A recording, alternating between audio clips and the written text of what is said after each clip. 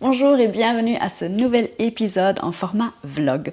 Aujourd'hui, j'avais envie de te partager des croyances et des freins qui m'ont longtemps habité et sur lesquels je continue à travailler, à cheminer, mais qui m'ont vraiment empêché d'avancer, de guérir, de m'apaiser. Pourquoi? Parce que ces voix intérieures au final et ces croyances venaient activer mon système nerveux dans un état d'alerte et de vigilance permanente et donc créer un espèce de terreau d'insécurité permanente qui sapait tous mes efforts externes, mes pratiques, mes efforts en tout cas d'apaisement, de guérison et qui venait nourrir encore et encore les inflammations chroniques que j'avais, les maux, les douleurs chroniques, les tensions et les maladies jusqu'à m'amener à l'épuisement. Donc si toi aussi, tout comme moi, tu as un côté impatient, pressé, contrôlant, que tu aimes que les choses aillent selon les deadlines et les timings que toi, tu t'es fixé. Si toi aussi, tu as peut-être cette croyance consciente ou inconsciente qu'il faut travailler dur, que non, les choses ne tombent pas du ciel et que c'est difficile. Si toi aussi, tu as tendance à être dur avec toi-même, à être hyper critique de toi-même, à te juger, alors cet épisode est pour toi. Si tu es nouveau sur cette chaîne, je te souhaite la bienvenue. Mon nom est Anna et ici sur Harmonia, je t'invite à venir explorer, approfondir, découvrir ce lien corps-esprit et je te transmets des outils de libération pour t'aider à lâcher les tensions, les douleurs chroniques, ce stress chronique qui peut-être te sape ta joie de vivre, ton énergie et ton entrain.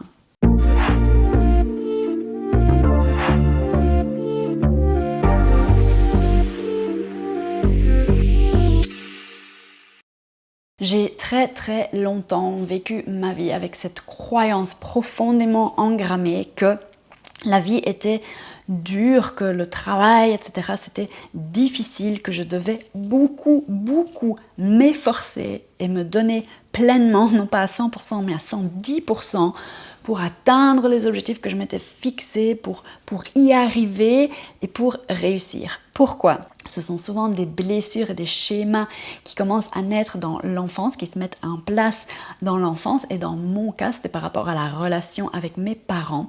Et j'avais cette croyance que pour obtenir de l'amour, de l'attention et de la validation de la part des personnes que j'aimais, eh bien, ça passait par le travail et par l'effort.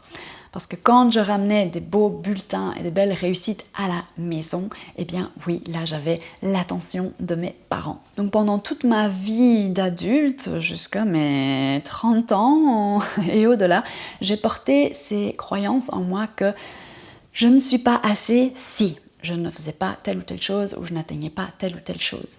Je ne mérite pas si je ne fais pas cela. Je n'ai pas de valeur si cela ne se passe pas comme ça. Je dois travailler dur pour.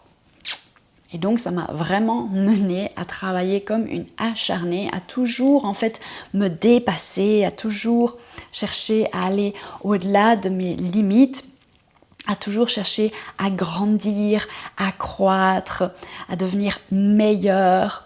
Et j'allais vraiment rechercher l'inconfort, ce dépassement de moi-même, ces challenges en fait. Et très vite dans ma vie professionnelle, dans les différents boulots que j'avais, et peut-être que tu vas te reconnaître, c'est pour ça que je te partage tout ça, je m'ennuyais en fait dans mes différents postes. Après un an, quand je m'étais appropriée, rendue familiarisée avec mes tâches, le fonctionnement de la société, etc., j'avais tout de suite l'impression de m'ennuyer. Parce qu'il n'y avait plus de challenge, il n'y avait plus cette excitation à l'intérieur qui faisait que j'étais constamment en fait en état de sortie de zone de confort, en état de vigilance, en état d'effort, en état de stress. Et ce stress dans lequel je me mettais, j'y étais en fait devenue accro. Et quand ce stress n'était plus présent dans ma vie, que ce soit au travail ou dans des situations privées, eh bien tout de suite je sentais le soufflet dégonfler, le ballon se dégonfler et je me disais c'est ennuyeux, qu'est-ce qui se passe? Et les questions commençaient à fuser par rapport à qu'est-ce que je fais ici?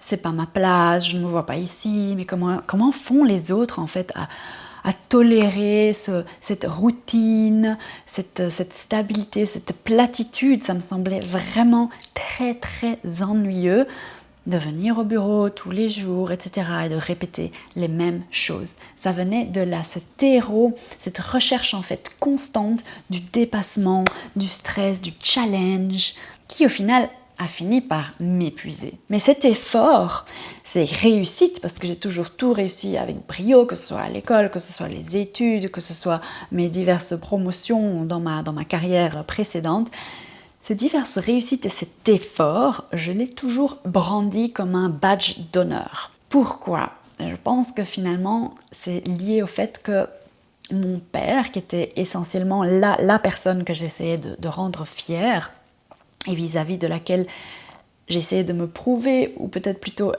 la personne que j'essayais aussi de rassurer, quelque part. Parce que mon père, lui, il s'est toujours renié. Lui, il s'est mis de côté, il s'est quelque part sacrifié pour assurer le confort matériel de la famille.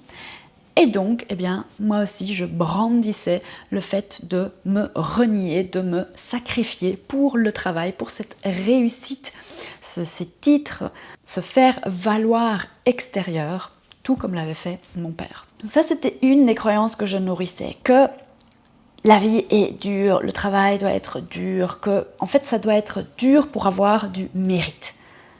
On doit passer par des phases de difficulté, par vraiment des grosses phases de sacrifice et d'acharnement pour y arriver. Une autre croyance inconsciente, je pense que j'avais, était le sentiment que j'avais presque comme des fautes à expier, que le plus je m'auto-sacrifiais, le plus j'allais devenir une bonne personne, quelqu'un d'honnête, quelqu'un de fondamentalement bon.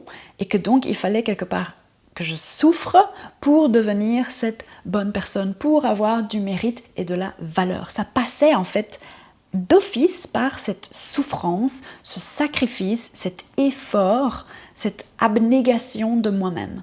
Donc si tu te reconnais dans cette sensation, dans ce sentiment, dans cette croyance inconsciente, j'aimerais vraiment te faire passer ce message, c'est que non, tu n'as pas besoin de souffrir comme je l'ai fait pour mériter, pour avoir de la valeur, pour avoir le droit d'être ici, d'exister, pour être considéré quelqu'un de bon, d'honnête, de sincère. On n'a pas besoin de souffrir. Nous ne sommes pas ici pour souffrir, pour mener une vie d'auto-sacrifice et d'abnégation. Les choses n'ont pas besoin d'être difficiles, de se passer dans le combat, de se passer dans la friction interne, de se passer dans la dureté, dans le jugement. Et non, les transformations, les changements, la croissance personnelle, la guérison, appelle-le comme tu veux, n'a pas besoin de prendre des années. Ça n'a pas besoin d'être le chemin de croix de Jésus, d'être quelque chose de difficile, de laborieux. Oui, ça peut être quelque chose aussi de gai, en tout cas de léger. Et certes, on a tous nos fardeaux à porter, on a tous nos expériences, notre passé qui parfois est loin d'être tout rose. Mais le plus tu rajoutes de l'huile sur ce feu, le plus tu te racontes que c'est difficile et que tu dois souffrir, bien le plus tu souffriras. Tu vas auto-nourrir ce cercle vicieux de souffrance, d'abnégation, etc. Et oui, il peut suffire d'une simple rencontre, d'un simple déclic, d'un livre, d'une phrase, d'une synchronicité ou d'une maladie, d'un coup dur. C'est souvent le cas ça, pour changer ton regard, ta perception, pour avoir ce switch dans ta tête qui va faire que tu vas changer de vie, tu vas entamer cette transformation et tu vas pouvoir petit à petit te libérer de ce poids, de ce fardeau que tu t'es peut-être trimballé pendant des décennies. Donc, selon moi, nous avons tous le choix et le pouvoir d'avancer de deux manières. Soit avec nous-mêmes, soit contre nous-mêmes. Soit de nous tendre la main, d'avancer avec amour, avec acceptation et en devenant notre meilleur ami. ce qui est très très rare, soit en étant notre propre tyran, en étant notre propre juge intérieur, en étant notre propre bourreau et penser qu'on ne fait jamais assez, suffisamment bien, qu'on ne mérite pas et qu'on doit souffrir. Lequel de ces deux choix, lequel de ces deux options, penses-tu, est la plus agréable pour avancer dans cette vie ? Pour te donner un exemple de à quel point nos croyances et nos petites voix intérieures nous poursuivent, même quand on entame des gros changements dans la vie et quand on pense que cette fois-ci c'est la bonne et que ça va tout changer, c'est qu'après mon épuisement en 2016, quand j'ai quitté ce travail-là, qui je pensais était vraiment le bouc émissaire, la raison pour laquelle je m'étais épuisée, eh bien, j'avais repris ce tyran, cette voix intérieure avec moi, évidemment. Il était toujours là, dans mon sac à dos, mais je n'en avais pas conscience. Et je l'ai pris avec moi à travers tout ce cheminement de guérison, de développement personnel et tout ce que j'ai entamé à partir de là pour me retrouver, cette recherche de guérison et ce cheminement en fait pour sortir de cet épuisement. Donc en 2016, j'ai vraiment plongé dans ce monde du développement personnel. J'ai commencé à dévorer une tonne de bouquins, à aller à des séminaires, à suivre des coachs, des programmes, à me former, etc. Et je prenais ça avec le même sérieux que j'ai toujours tout pris. Donc en tant que bonne élève, petite fille parfaite, je lisais tous les bouquins, je soulignais, je me faisais limite des résumés, je caricature un peu, mais à peine quand même. J'avais mes to-do list, mon rituel du matin, c'était vraiment des bullet points, littéralement une to-do list. Et j'étais persuadée que toutes ces actions externes, que toutes ces bonnes pratiques, que tous ces conseils que je mettais en place, que je m'efforçais de vivre au quotidien, d'exécuter en tant que bonne élève, eh bien que là résidait mon salut, que grâce à tout ça, j'allais me guérir, j'allais aller mieux. Le truc, c'est que j'ai fini pendant 5 ans à mettre en place une tonne de choses, à expérimenter une tonne de choses, parfois plus ou moins longtemps, mais toujours avec cette même pression, avec ce même tyran intérieur, avec cette même croyance que je devais faire mieux, faire plus, faire différemment pour aller mieux, pour me sentir mieux, pour me guérir, pour finalement trouver cet équilibre tant recherché. Mais je ne faisais que reporter le souci et encore une fois, je continuais à porter le même sac à dos, je continuais à avoir les mêmes petites voix intérieures et je continuais à me culpabiliser, à me juger, à faire baisser mon estime de moi quand je sautais une partie de mon rituel ou quoi ou qu'est-ce, ou que je ne faisais pas mon yoga le matin.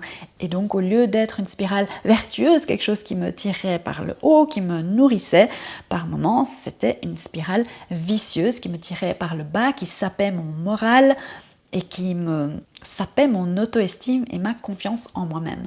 Et surtout, tous ces il faut, je dois, rituels de ci, de ça, et choses à accomplir et to-do list, m'avaient sapé ma légèreté, m'avaient sapé mon insouciance, m'avaient sapé ma joie de vivre, au lieu en fait de me la redonner. En tout cas, c'était ce que je cherchais, évidemment, après mon épuisement, c'était retrouver plus de légèreté, plus de bien-être, plus de joie, etc. Et ce n'est que petit à petit, grâce au fait que j'en ai pris conscience par moi-même, en fait, de ces voix intérieures et de ces fonctionnements, ces schémas qui continuaient à tourner en fond musical à l'intérieur de moi, que j'ai commencé à développer plus d'acceptation de moi-même, que j'ai commencé à oser, parce que ça me faisait peur, relâcher la pression, que j'ai commencé à oser, commencer à être humaine et sortir du mode robot,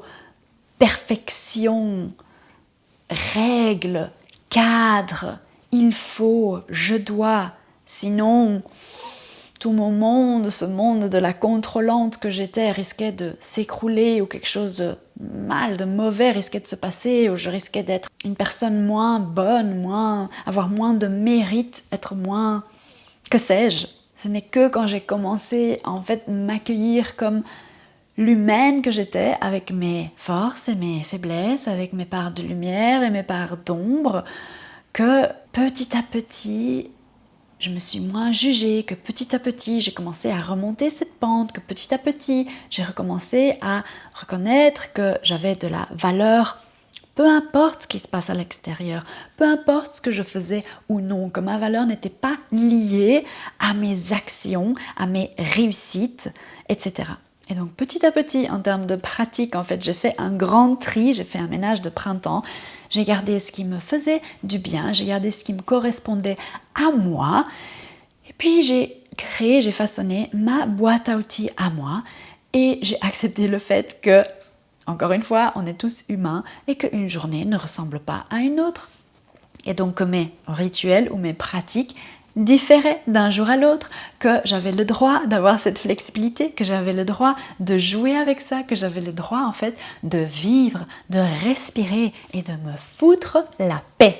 Donc ce que j'aimerais que tu comprennes dans cet épisode, ce que j'aimerais te faire passer en tout cas, c'est que c'est ce fardeau, c'est ces injonctions, c'est ces voix intérieures, c'est ces personnages du tyran, du juge, du bourreau qui en fait t'empêchent véritablement d'avancer. C'est comme des freins à main. Toi, tu es dans ta voiture, tu appuies sur l'accélérateur, mais en même temps, tu tires à fond le frein à main. Eh bien, ces voix, ce sont le frein à main. Et c'est impossible d'avancer comme ça. Ou en tout cas, oui, ok, peut-être que tu vas avancer. Mais l'énergie que tu dois déployer à l'intérieur de toi pour faire avancer cette voiture, tout en ayant le frein à main, c'est quelque chose de dingue. Et essentiellement, je pense réellement que c'est ce qui m'a mené à ce fameux épuisement. Et ça a été la plus belle leçon de ma vie parce qu'elle m'a permis de finalement comprendre, pas seulement comprendre, mais intégrer dans mon corps, et ça passe souvent par le corps qui nous dit stop, qui dit non, qui nous met à l'arrêt, mais au moins ça nous permet de vraiment le vivre, de l'intégrer, de le sentir dans nos cellules, dans la matière, que c'était ce jamais assez, jamais suffisamment bien, ce je ne mérite pas, toutes ces croyances, cette tyrannie intérieure qui en fait alimentait ce terreau d'insécurité fondamentalement à l'intérieur de moi. Cette insécurité ne venait pas de l'extérieur et je n'aurais jamais su la combler par des actions ou par des événements externes, par n'importe quel job, par n'importe quelle rencontre, par n'importe quel partenaire amoureux.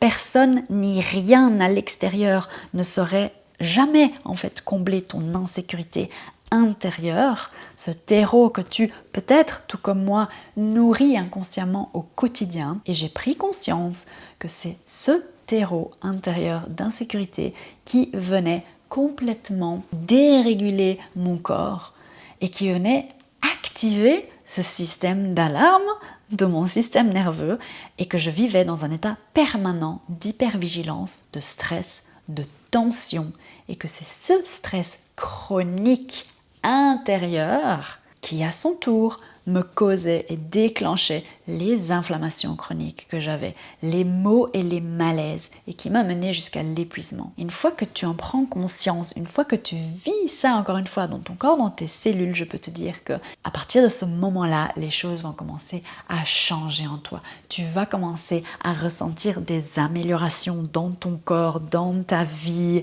D'autres choses vont venir à toi, tu vas faire certaines rencontres, il y aura des synchronicités, bref, les choses vont commencer à se fluidifier, tu retrouveras plus de légèreté, plus de paix et plus de sécurité, surtout intérieure. Donc si je peux me permettre en toute humilité de te donner un conseil, aussi je devais résumer ça comme ça en une phrase, c'est de t'autoriser, de te donner, de t'offrir ce cadeau et de commencer à t'accepter plutôt que de vouloir tout le temps t'améliorer.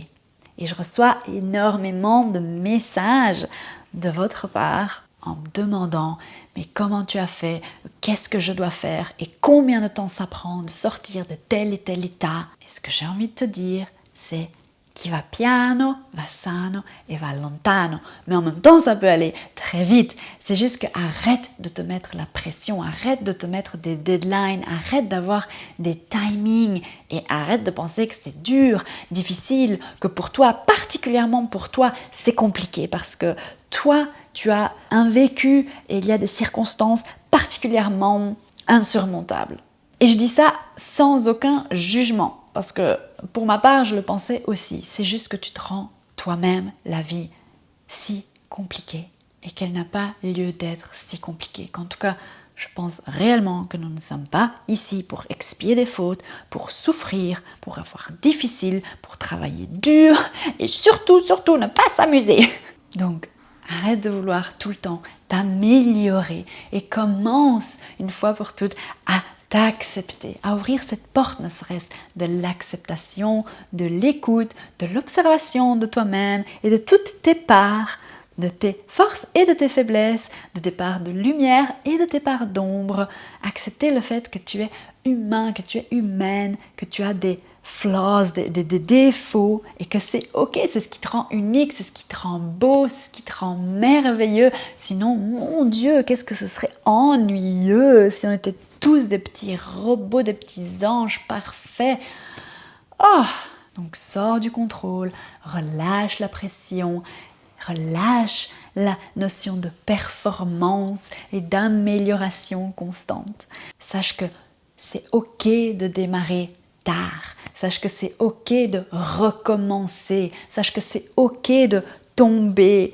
Sache que c'est ok de faire demi-tour. C'est ok de changer d'avis. C'est ok de te tromper. Mais cela ne fait pas de toi un raté, un loser, une moins bonne personne, quelqu'un qui n'a pas de mérite ou n'a pas de valeur. Cela fait simplement de toi un humain comme nous le sommes tous, qui malgré les coups durs, malgré les chutes, malgré les délais, malgré les imprévus, malgré les maladies, peu importe, a le droit de se relever, a le droit d'être heureux, a le droit de s'épanouir.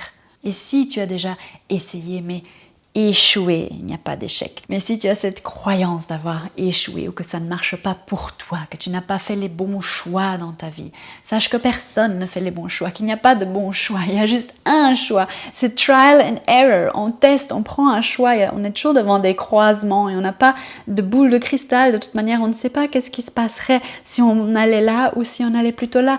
Donc allons, prenons un choix, avançons, c'est le plus important. Et par après, si on se rend compte que finalement, c'était pas vraiment ça, c'est pas grave, il est toujours temps de changer, d'adapter. Il n'y a pas de mal, il n'y a pas d'erreur, il n'y a pas de mal fait. Ça ne fait pas de toi une moins bonne personne ou quelqu'un de moins bon que les autres. Donc, arrête de te juger, de te comparer. Et surtout, j'aimerais aussi te faire passer ce message qu'on ne réussit jamais du premier coup. Même si tu vois des personnes qui, selon toi, réussissent super bien ou que tu admires, sache qu'elles aussi, elles sont tombées maintes et maintes fois avant, qu'elles ont essayé, qu'elles ont douté, qu'elles ont fait demi-tour, qu'elles ont réessayé, qu'elles ont changé de manière de faire. Et après, oui, maintenant, elles ont peut-être réussi, mais c'est vraiment comme une montagne qu'on gravit. Ce sont des petits chemins de campagne, avec tout le temps des choix à faire. Est-ce que je vais à droite, est-ce que je vais à gauche? Des trial and error. C'est un cheminement permanent en fait. Et ce cheminement, ce chemin, on l'emprunte tous. On a tous notre propre chemin, nos propres expériences à faire ici-bas. Je pense que nous, en tant qu'âme incarnée, nous sommes ici dans cette école de vie au final, pour chacun faire nos propres expériences, que tout est juste et que la vie nous guide sur ce chemin qui nous appartient à nous. Et donc, c'est impossible de comparer notre chemin à nous avec un autre chemin. C'est complètement impossible parce que tous les chemins sont uniques, tout comme toi, tu es unique en tant qu'être, en tant que personne, en tant qu'individu. Donc fais-toi un des plus beaux cadeaux que tu puisses te faire et lâche ce frein à main, baisse-le, et fais taire ce bourreau, ce tyran, cet impatient et ce juge intérieur qui te sape ton énergie, qui te sape ton moral, qui te plombe et qui t'empêche d'avancer. Comme l'a si bien écrit Charlie Chaplin, et je voulais te partager ce magnifique poème, cet extrait en tout cas. Quand j'ai commencé à m'aimer, j'ai compris que j'étais toujours au bon endroit, au bon moment. Et j'ai compris que tout ce qui se passe est juste. À partir de là, j'ai connu une paix profonde. Aujourd'hui, je sais que cela s'appelle la confiance en soi. Donc voici ton invitation du jour pour commencer à t'aimer et à t'accepter avant toute autre personne. Commence à être ton meilleur ami.